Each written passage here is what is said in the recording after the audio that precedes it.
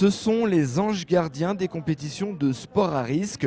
Ces secouristes bénévoles passent leur été à intervenir dès qu'un sportif se blesse, comme ici lors de ce motocross près d'Arcy dimanche où ce jeune homme se fracture la clavicule. Dans le civil, ils sont infirmiers, médecins, ambulanciers ou pompiers. Le week-end, ils donnent de leur temps aux autres. Ils sont membres actifs de la Fédération française de sauvetage et de secourisme.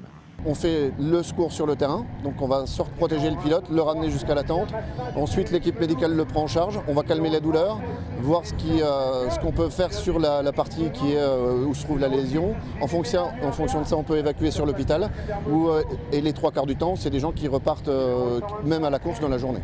Au cours de l'été, ils ont été présents sur 14 motocross. L'équipage comprend une douzaine de bénévoles. Ils se sont levés à 5 h du matin, ont installé leur poste de secours.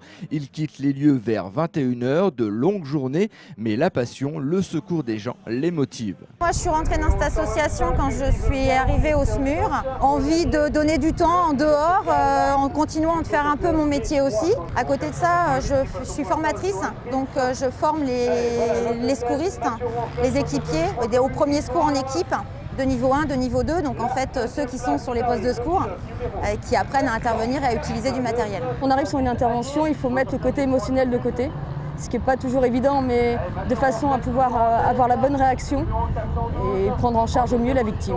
Cet équipage possède le matériel de professionnels. L'ensemble coûte environ 20 000 €. Leur seul revenu provient des clubs. Pour une journée, la prestation avoisine les 1 500 €. À la base, c'est une obligation. Donc pour avoir une autorisation préfectorale, il faut en fait avoir un médecin, 2 ambulances, toute une équipe de secouristes.